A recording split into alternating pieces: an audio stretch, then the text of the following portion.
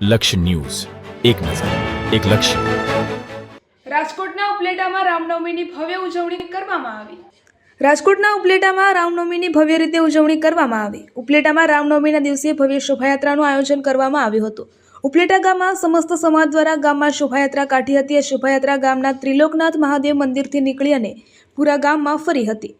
શોભાયાત્રામાં DJ, રાસ મંડળી જેવા અલગ અલગ ટ્રેક્ટરોમાં વેશભૂષા કરવામાં આવી હતી. ગામ લોકો દ્વારા ભગવાન શ્રી રામ, સીતા અને લક્ષ્મણની આરતી ઉતારી હતી. મોટી સંખ્યામાં લોકો ઉત્સાહભેર જોડાયા હતા. જય શ્રી રામના નારા લગાવ્યા. સમગ્ર ગામમાં ભક્તિમય વાતાવરણ ઊભું થયું હતું. આ શોભાયાત્રા ઉપલેટાના વેદો માર્ગ પરથી નીકળીને રામ મંદિર ખાતે પૂર્ણ કરવામાં આવી હતી. રિપોર્ટર અર્શીભાઈ આહિર, ઉપલેટા.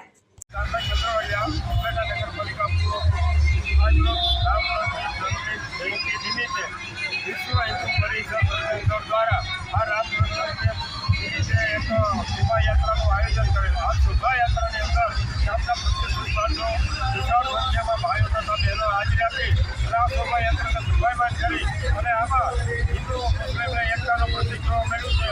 તો આ જે શોભાયાત્રા છે એક જન્માષ્ટમી છે, એક રામનવમી જન્મજયંતિ હિન્દુ આ એક ઉજવી અને એક આપણા હિન્દુનો તહેવાર જે કંઈ દિવાળી આવે છે, રામ જન્મજયંતિ છે, જન્માષ્ટમી છે, આ તહેવારો એકબીજા હળીમળીને ઉજવે છે અને અમારા જે આ મંત્રગઢ દ્વારા જે આ જન્મદિન